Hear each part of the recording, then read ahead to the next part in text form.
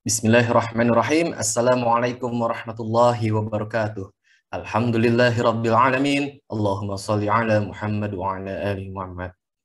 Pemirsa, salam jumpa kembali di program Kabar Petang Khilafah News edisi Kamis 31 Maret 2022. Seperti biasa, kami akan menemani Anda membahas dan menelaah peristiwa paling menarik hari ini bersama narasumber yang berkompeten dan tentu dari sudut pandang Islam. Bersama saya Muhammad Fadilah Hamdussalam, inilah Kabar Petang selengkapnya.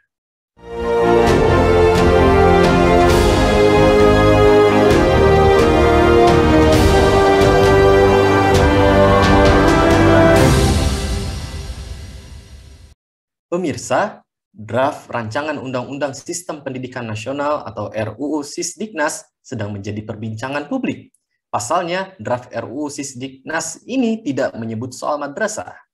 Untuk diketahui, dalam aturan undang-undang lama, yakni UU Sisdiknas tahun 2003, madrasah telah diatur sebagai salah satu bentuk pendidikan dasar yang tercantum dalam pasal 17 ayat 2.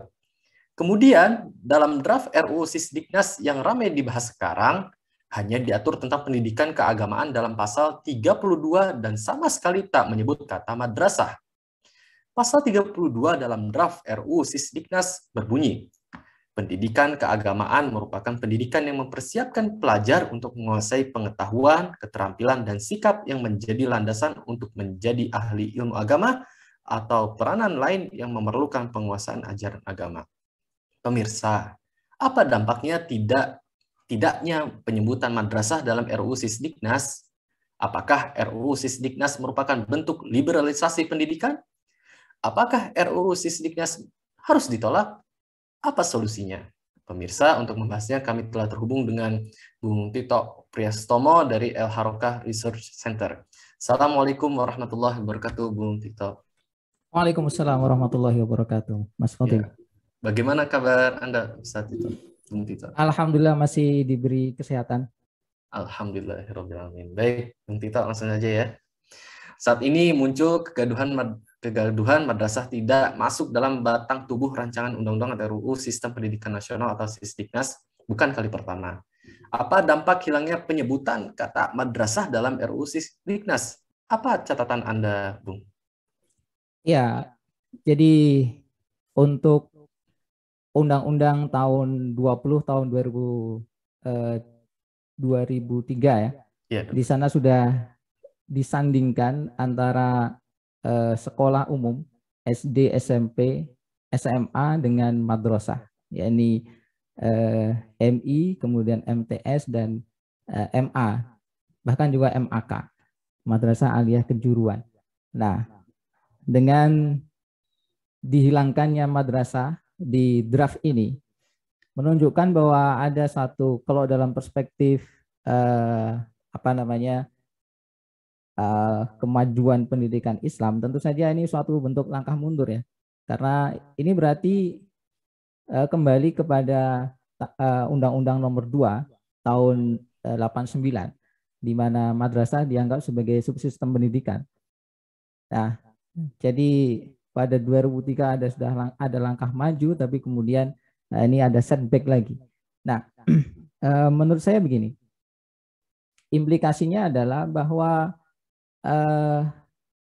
ya secara paradigmatik ya, ini menimbulkan persepsi bahwa itu tadi ada langkah mundur dari pemerintah, komitmennya terhadap dunia pendidikan Islam khususnya. Kemudian ada kekhawatiran kalau ini tidak diatur dalam batang tubuh undang-undang nantinya, bagaimana dengan pengaturannya, bagaimana dengan pendanaannya, karena selama ini masih ada catatan untuk madrasah ya. Jadi madrasah itu di bawah Depak, kemudian anggarannya masih sangat timpang dibanding dengan sekolah-sekolah umum. Di samping itu, para guru di madrasah juga berbeda jauh dengan kesejahteraan guru pada umumnya, guru negeri khususnya. Kebanyakan dari mereka masih guru-guru honorer yang digaji oleh yayasan. Ya, kita tahu lah gaji guru honorer di Indonesia beberapa ratus ribu begitu. Tentu ini suatu hal yang sangat memprihatinkan. Kalau kita memang mengakui bahwa penguasaan ilmu-ilmu keagamaan adalah perkara yang penting bagi kehidupan. Kalau kita memang mengakui itu ya, bahwa keahlian dalam ilmu-ilmu keagamaan ini bukan satu perkara yang remeh. Karena dalam pandangan Islam, agama memiliki peranan yang sangat penting dalam kehidupan. Sebagai pandangan hidup, kemudian hukum-hukumnya mengatur segenap aspek kehidupan manusia, dan problematika kehidupan terus berkembang, maka penguasaan terhadap ilmu-ilmu agama, Al-Quran, As-Sunnah, kemudian fikih, tafsir, lalu syukur-syukur bisa memiliki kemampuan dalam berijtihad, dalam menanggapi berbagai macam persoalan yang muncul. Ini adalah suatu bentuk urgensi yang tidak boleh diremehkan. Nah, kalau kemudian selama ini masih dipinggirkan, kemudian pada draft terakhir yang nantinya akan digodok menjadi undang-undang terbaru, kok kemudian dihilangkan dari batang tubuh undang-undang, maka ini jelas merupakan satu bentuk peminggiran terhadap pendidikan Islam. Ya. Seperti itu. Ya. Baik, Bung Tito. Dalam RUU tersebut, pendidikan formal dibagi dalam 3 kategori, yakni persekolahan, dan persekolahan mandiri. Apakah revisi Undang-Undang Sisdiknas baru akan berpeluang semakin meluaskan ruang liberalisasi pendidikan? Oke, ya. Kita soroti ada persekolahan mandiri ini yang banyak disoroti oleh orang-orang yang concern terhadap pendidikan. Kita masih ingat dulu ada sekolah bertaraf internasional. Bahkan setiap daerah itu diwajibkan memiliki satu sekolah bertaraf internasional pada setiap jenjang pendidikan. Pada faktanya ini suatu bentuk menciptakan suatu kelas elit dalam pendidikan, dan kemudian sekolah berlomba-lomba untuk menarik dana dari masyarakat untuk menciptakan sebuah sekolah yang layak disebut sekolah bertaraf internasional. Nah, kita khawatir begini, jadi persekolahan mandiri ini dikatakan sebagai sekolah yang dirancang untuk melakukan inovasi. Inovasi untuk mengembangkan potensi khusus dan karakter khusus bagi anak didik. Nah, kita bayangkan barangkali yang dimaksud adalah sekolah yang menyediakan fasilitas yang lebih, sekolah yang menawarkan pendidikan dengan kualitas yang lebih, menawarkan kemampuan yang lebih bagi para siswa, seperti itu. Kemudian mereka juga menetapkan standar tertentu bagi siswa yang masuk. Artinya barangkali dari segi finansial, dari segi prestasi akademik, ada standar khusus bagi mereka-mereka yang masuk. Artinya dari segi fasilitas, kemudian menu pendidikan yang ditawarkan ini beda.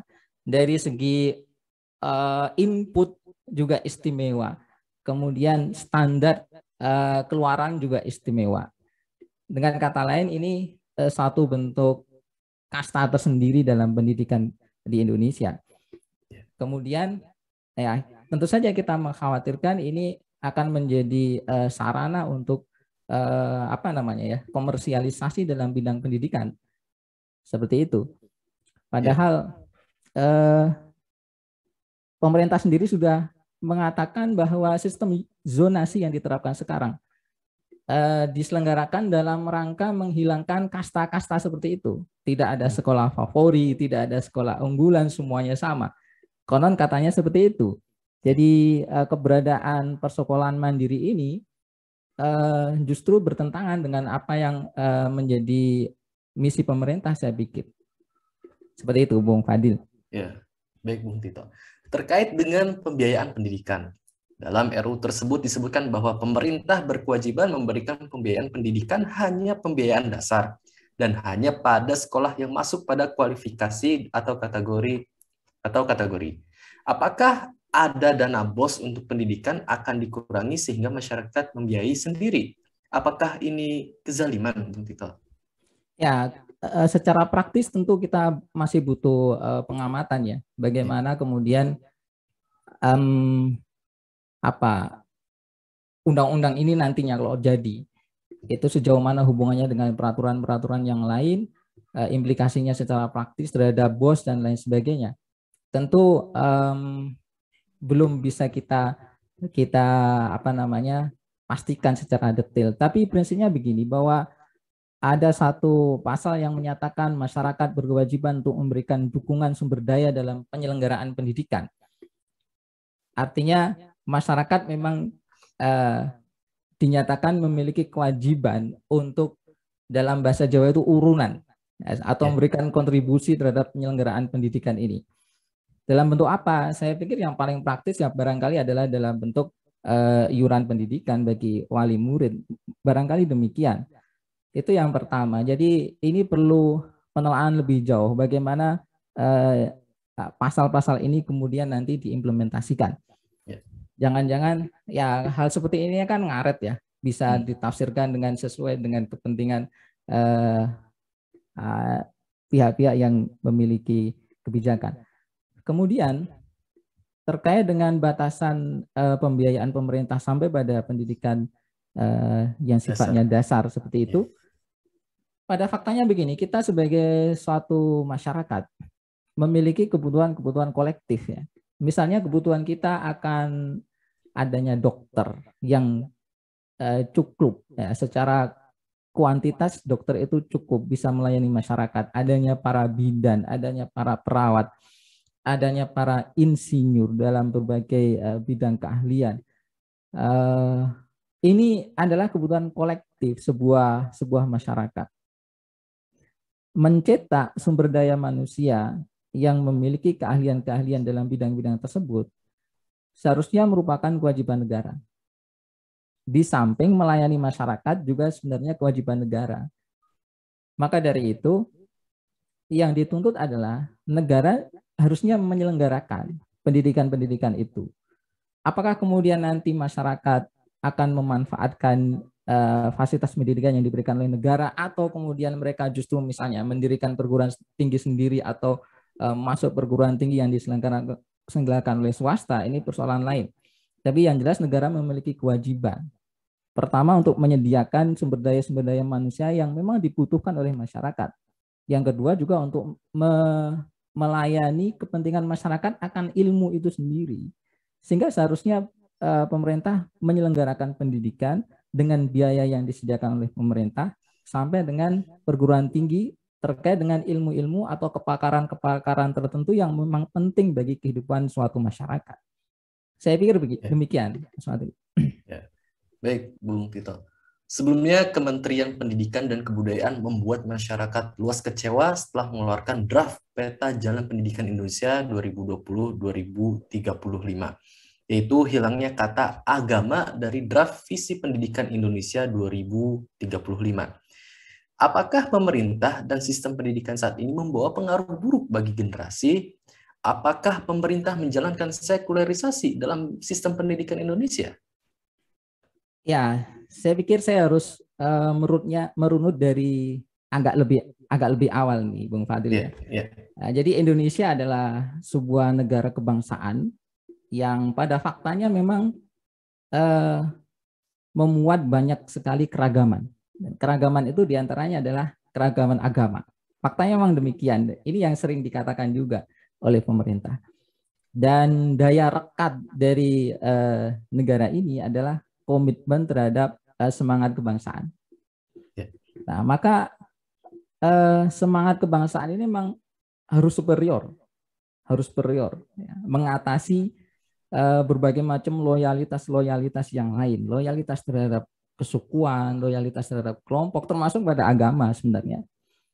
Nah, makanya agama dalam konteks demikian ini menjadi suatu bentuk tantangan sebenarnya. Ya. Agama itu menjadi satu tantangan kalau di SWOT itu. Entah tantangan, barangkali malah hambatan barangkali. Kenapa? Karena setiap agama kan memiliki klaim kebenaran masing-masing. Setiap agama itu memiliki keimanan masing-masing. Ya. Kalau orang Islam jelas, ya. Di luar Islam itu kafir seperti itu. Juga orang Kristen juga jelas tidak ada keselamatan di luar gereja, kan gitu. Nah, dalam hal ini pemerintah tampaknya ya sedikit gamang nih. Karena dalam kenyataannya yang namanya agama itu telah disanjung-sanjung oleh rakyat Indonesia ya. Juga dalam retorika yang diungkapkan oleh pemerintah. Ini adalah salah satu sumber nilai yang penting bagi kehidupan bangsa, agama itu. Jadi dia diakui sebagai suatu kekuatan penting dalam tubuh negara. Tapi di sisi lain ada potensi yang dianggap bisa mengganggu rekatnya ikatan kebangsaan.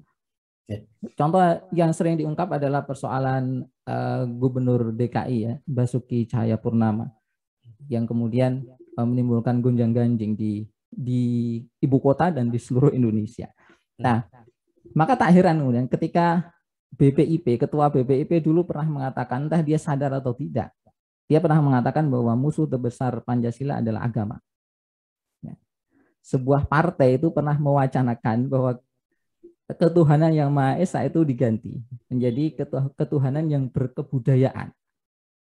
Seperti itu. Kemudian BNPT ya menyebut bahwa salah satu ciri orang yang radikal adalah mengkafirkan agama lain. Ini kan satu bentuk ya bisa dikatakan sebagai suatu bentuk pandangan keagamaan. Jadi BNPT sudah mengeluarkan pandangan keagamaan bahwa yang namanya orang tidak radikal itu tidak mengkafirkan pemeluk agama lain.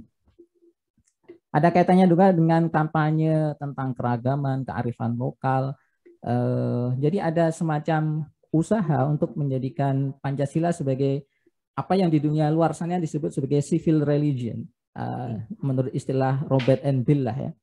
Jadi suatu sumber nilai, sumber moral yang lepas dari klaim-klaim kebenaran keagamaan, jadi bisa digunakan bersama oleh seluruh anak bangsa. Seperti itu.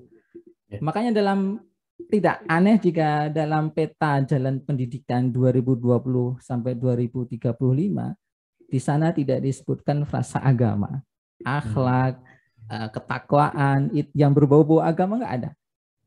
Karena memang saya pikir ini sudah ada satu paradigma tertentu dalam benak para pemegang kebijakan hari ini. Ya. Makanya hilangnya madrasah dalam draft RUU Sisdiknas, saya pikir juga bisa dimaknai sebagai suatu usaha pemerintah untuk menampilkan bahwa undang-undang itu bebas dari keberpihakan kepada salah satu agama. Bebas dari suatu bentuk pengistimewaan salah satu agama. Ya. Karena yang punya pendidikan kan sebenarnya bukan hanya Islam dengan madrasahnya. Kita tahu ada agama lain yang memiliki lembaga-lembaga pendidikan.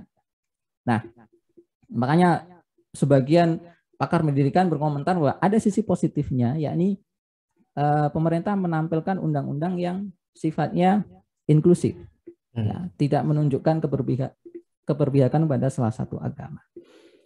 Makanya dalam konteks ini kemudian pemerintah mencoba menampilkan diri sebagai lembaga yang adil dengan seluruh undang-undangnya, melakukan agama secara setara dan mengkampanyekan moderasi agama. Jadi saya pikir itu semua ada kaitannya.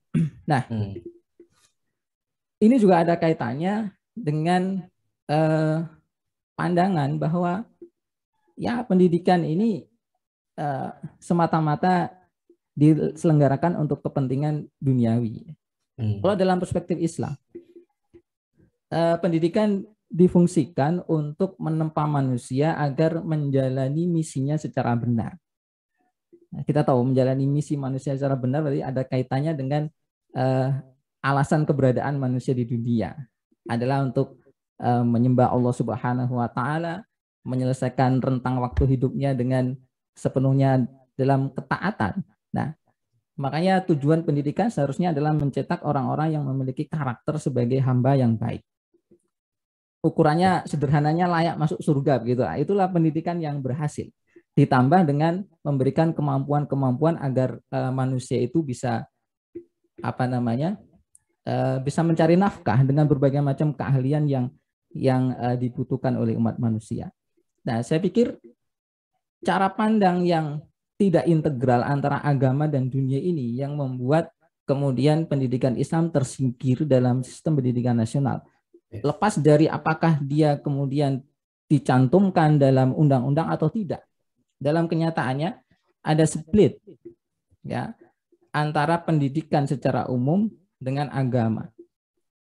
Kalau agama itu berusaha untuk mencetak manusia sebagai hamba yang kemudian layak untuk masuk surga, sementara perhatian pendidikan lebih banyak kepada bagaimana mencetak manusia yang mampu cari duit begitu. Ya, jadi jelas sekali ada pandangan yang sifatnya sekularistik dalam pendidikan kita. Wallahu a'lam bishawab. Ya, baik Ustaz Dito. Berarti ini bisa dikatakan pendidikan akan menuju pendidikan yang sekuler ya begitu. Nah, apakah pendidikan sekuler yang telah lama diterapkan di negeri ini nyata gagal membawa nilai-nilai kebaikan? Ya, sebenarnya keberadaan lembaga pendidikan yang sejak dasar itu khusus agama dengan yang umum ini menunjukkan suatu pola yang sekularistik sebenarnya. Kalau menurut Islam ya semua orang Islam bahkan seluruh umat manusia harus diajari tentang Islam. Hanya memang kemudian pada taraf tertentu harus ada orang-orang yang memang memiliki keahlian khusus ya. Misalnya mendedikasikan diri untuk ilmu hadis misalnya, ilmu Al-Qur'an, memiliki kemampuan berijtihad, itu memang ada orang-orang yang memang khusus untuk mendalami itu. Tapi pada tingkat dasar seharusnya agama itu menjadi rel bagi pendidikan kita, menjadi tujuan juga dalam pendidikan kita, menentukan politik pendidikan kita. Harusnya demikian. Nah, maka dari itu yang kita lihat, kita saksikan hari ini adalah memang kita hidup dalam pendidikan yang sekularistik. Apa hasilnya? Saya pikir sudah bisa kita lihat ya. Orang-orang yang menjalankan kebijakan yang sekularistik ini, kemudian mereka melakukan penyalahgunaan kekuasaan, bahkan bukan dengan ukuran-ukuran Islam saja ya. Misalnya korupsi misalnya. Menunjukkan sejauh mana kualitas pendidikan kita. Karena orang-orang yang berkuasa menduduki jabatan tertentu, tentu saja bukan orang-orang yang bodoh yang tidak pernah mengenyam pendidikan. Justru orang-orang yang telah dalam tanda kutip dianggap berhasil menjalani pendidikan sehingga mereka masuk kualifikasi untuk menduduki jabatan-jabatan tertentu. Menunjukkan bahwa pendidikan kita belum berhasil menciptakan orang yang pinter sekaligus bertakwa. Kira-kira demikian. Ya, baik, Bung Tito. Terakhir, Bung. Berarti apakah RUU Sisdiknas harus ditolak? Lalu apa solusinya? Ya, pada prinsipnya kalau bermasalah ya harus ditolak.